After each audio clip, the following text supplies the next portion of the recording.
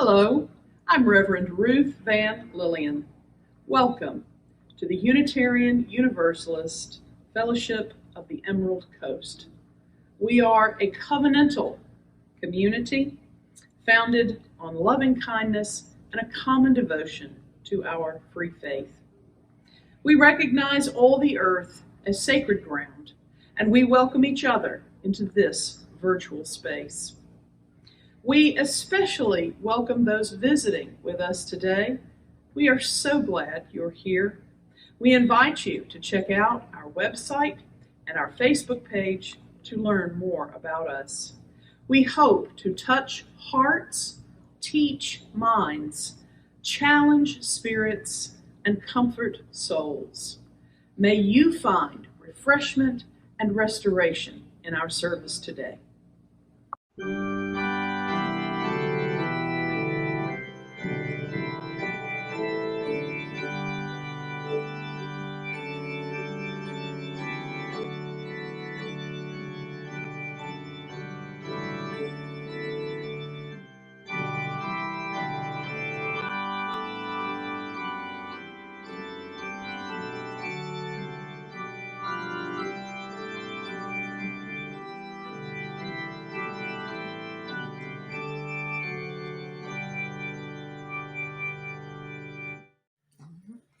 In this season, at this time of harvest, on this last day of the year, we light the Samhain cauldron flame and remember those who went before us into the great mystery beyond the veil.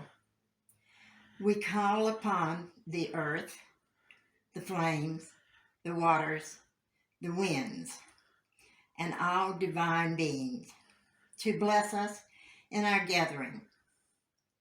Let us receive and celebrate the abundance of this life in the harvest. Blessed be.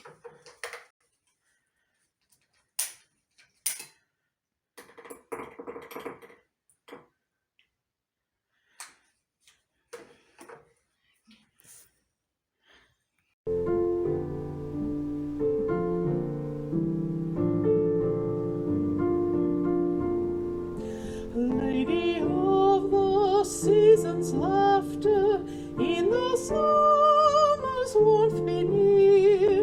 When the winter follows after, teach our spirits not to fear. Hold us in your steady mercy, Lady of the turning year.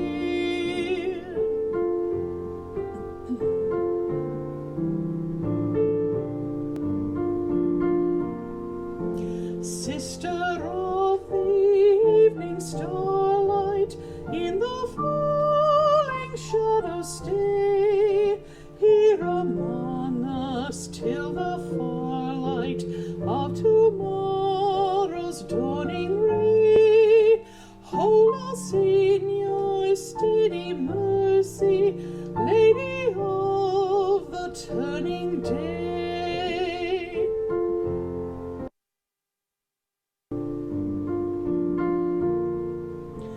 Mother of the generations, in whose love all life is worth, everlasting celebrations bring our labors safe to birth. Hold us in your steady mercy, Lady of the turning earth.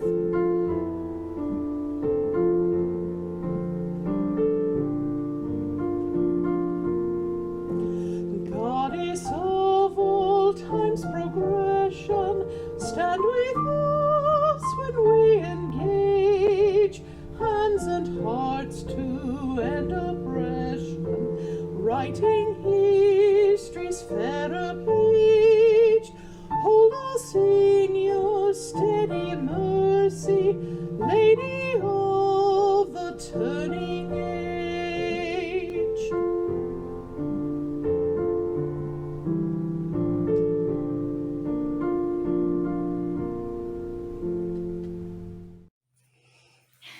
For those of us that follow the pagan path, we consider this time of the year Samhain. For the path I follow, we do our Samhain astronomically, not by the calendar, in this case, which would have been October 31st. In times of the UUFEC, this would have been done on the final harvest, and it would have been celebrated once the harvest was in.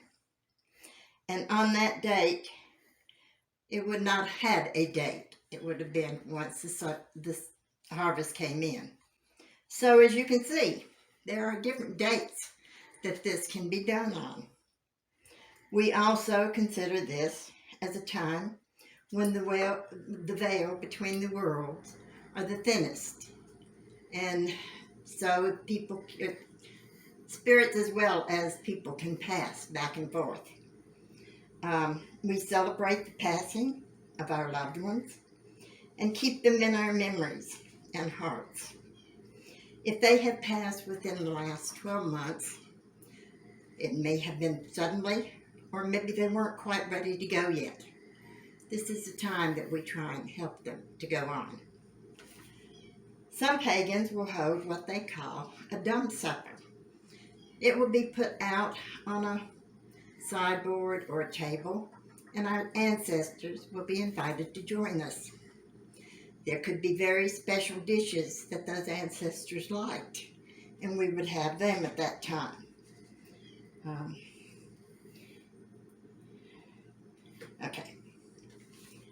Many people feel that Samhain is a dark and scary time, but we don't find it to be that, as this is a time to celebrate those that we have loved and that have gone on before us. Pagans, much like the UU members, each follow their own spiritual path. We try to honor the path of others and lend guidance to those who ask for it. Some people have walked their path for a very long time, so they need very little help or guidance, but they like the companionship. Others are either new or they are still learning and would love some help. If they ask for it, we're there to do it. Since all are going in the same direction, just on different paths, it's nice sometimes to have a helping hand.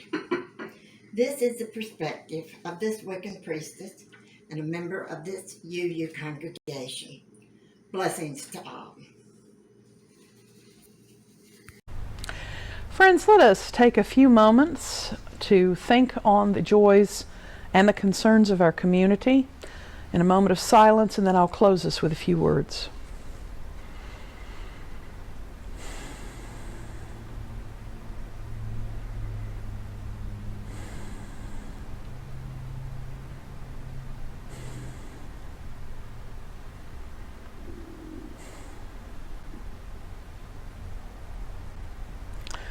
We are born into the middle of the human story, and we will leave it in the middle. We cannot change what came before, and we do not know what comes after.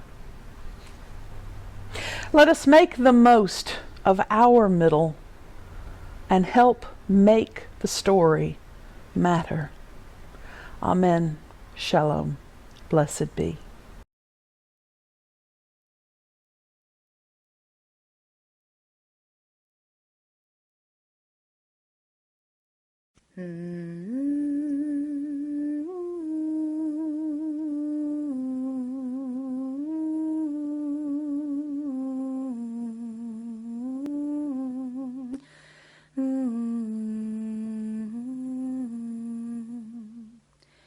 From you I receive, to you I give.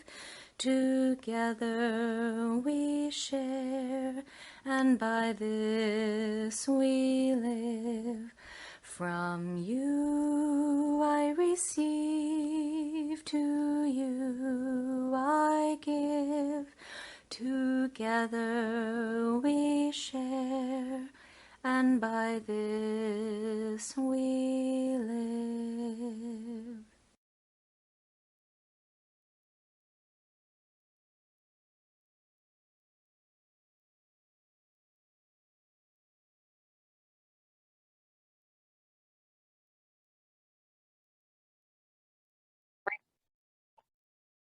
During the month of November, Share the Plate funds will be shared with Shelter House. Shelter House is best known for their 24/7 domestic violence hotline and the confidential emergency shelter it provides for victims along with their children and pets, who can stay for up to 8 weeks. They receive a myriad of other services while they're there to help them get back on their feet. Please be generous for sharing our plate with Shelter House in November. Thanks.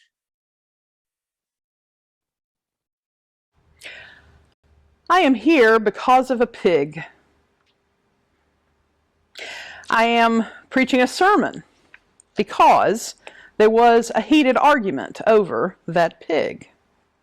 I became a minister in the Methodist Church and eventually made my way to this fellowship because my ancestor had a fight with his neighbor and fellow church member over that rogue pig. We are observing the pagan holiday of Samhain today, which is a festival of harvest, of the completion of the year, of remembering the ancestors. As the stories of my ancestors have been passed down to me, I have realized that people I never knew made decisions and took actions which affected me deeply and helped me to find the path that I am following now. My great-great-grandfather Van, born 200 years ago, was a landowner and a farmer about, an hour somewhere east of Birmingham in the Trustful Valley. It was a common practice then to let the pigs run free in the woods, to fatten up on acorns and grubs before each farmer would go out, catch his for the final fattening up in the pen in preparation for the autumn slaughter. One fall, my ancestor apparently couldn't find his pig, and upon visiting a neighbor's farm, saw a familiar-looking hog in that pen. He claimed his neighbor had the wrong pig, to which the neighbor responded, "Well, it's now more my corn than it is your shoat." So these gentlemen farmers went to the elders of the Baptist church they both attended and requested a church trial over the matter. The elders ruled against my ancestor, and he went the very next Sunday to the nearby Methodist church and signed the book, and the Vans became Methodists for 4 generations. All of us have descended from ancestors who each stepped into the middle of a chapter of the human story and added their part to it, and then passed it along to those who came after, and one day each of us appeared further along in the chapter, and through our lives we have been adding our part to the story. Some of us received a wealth of material to work with from our ancestors, and others of us have had to make it up whole cloth. But we have learned from all who came before, not just blood relatives, but kindred from across the human spectrum who left gifts for us to find in stories and songs, in architecture and art, in history and legend. I once visited the Mayan ruins at Copan in Honduras. There was a great warrior ruler with a hieroglyphic name translated as 18 rabbits. When the pyramid was discovered long ago, the stones had been scattered for centuries by tree roots and erosion, and the well-intentioned archaeologist of the day did not understand the order the stones should go in to tell the story of the great 18 rabbits on his pyramid. They did their best to rebuild it, but created a structure largely of gibberish about the once great Mayan warrior. So that ancestor tried to leave a coherent story which was largely lost. We have a few bits and pieces of the story of 18 rabbits and his people, and part of the story is what happened to the record of the story.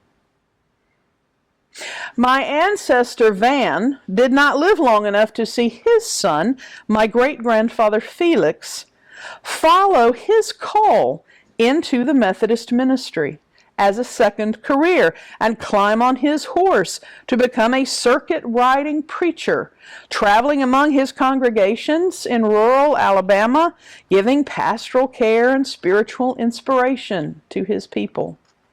I wonder what he would think of his great-granddaughter riding a UU fellowship circuit in her little white Prius.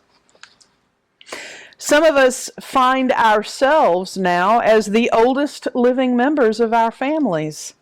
We have become the matriarchs and patriarchs of our clans. We are the ancestors in training for those who follow us and those who will come after, whom we will never know. This is true of biological families and of our close communities, our families of choice.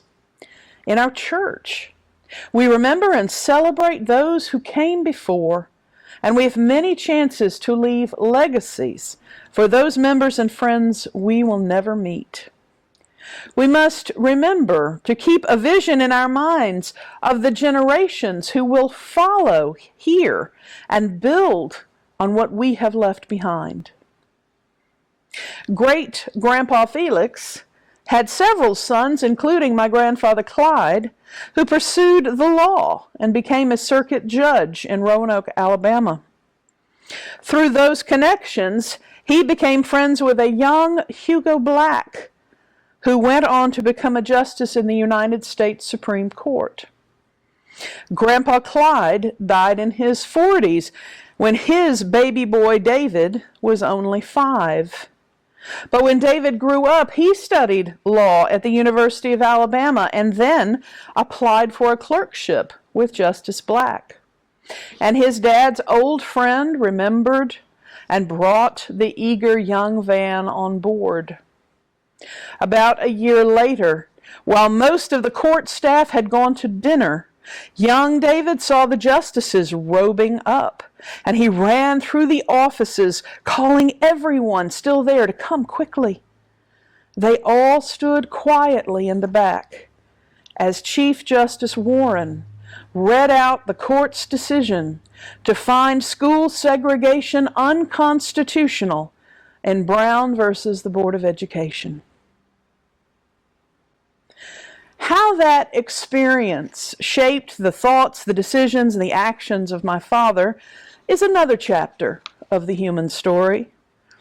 But the direction of his life affected mine in due course. As the daughter of a singing Methodist civil rights mediator and shaper of city government, I found my path to the ministry, to the joy of singing choral music, to the work of justice through the church, and then to Unitarian Universalism and to a two-fellowship yoked ministry on the Florida Panhandle.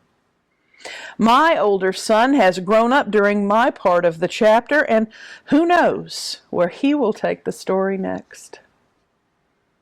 Think back on your ancestors today, both the biological and those others who influenced your life through song, literature, and art. Think of those lost this past year and those long gone, but not forgotten. Consider how their legacies have influenced your decisions, your goals and choices, your achievements and your mistakes. Think also about the chapter you are writing now. For those who are coming after you, we cannot undo the past, but we can still alter our course going forward. Consider carefully what legacy you will leave behind. I am sure my ancestor thought he was fighting a consequential battle over property rights when he demanded a church trial over his wandering farm animal. But in the end, he is remembered for an argument over a pig. For his descendants, it was a very important argument. Had he chosen not to fight, I would probably not be preaching this morning. I might never have been born. We cannot always see where a bend in the road will take us. We can only make the best decision with the best information we have. Sometimes our character flaws will lead us in questionable directions, but even then, who knows? My great-grandfather lost his temper with his church and stomped off to join another congregation, and the rest is my family history.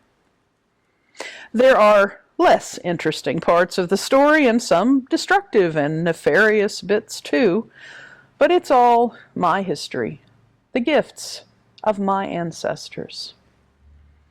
Today I invite you to spend time remembering your ancestors and their gifts to you, both useful and less than noble. Those gifts are still influencing each of our stories, and think also of what your story is and what legacy you will leave. For generations from now, what story will they be telling about you? It could be all because of a pig. Let's all try to make the most of our middle to help make the human story matter. Amen. Shalom. Blessed be.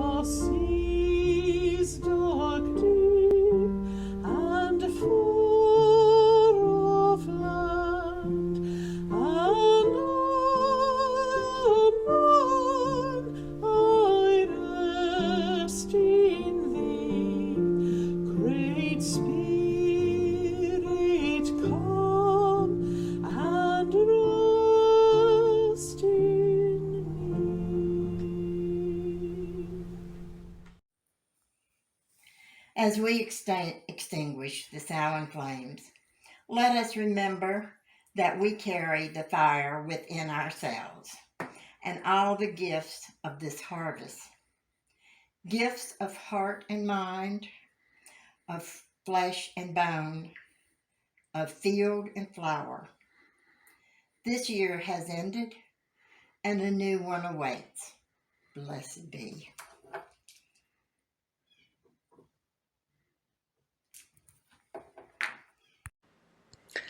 Siblings and kindred, we all of us have a wealth of gifts from ancestors, close and distant, near and far. Let us use those gifts to make our story matter, that we may leave a legacy worthy of the best of ourselves. Let us go in peace. Amen.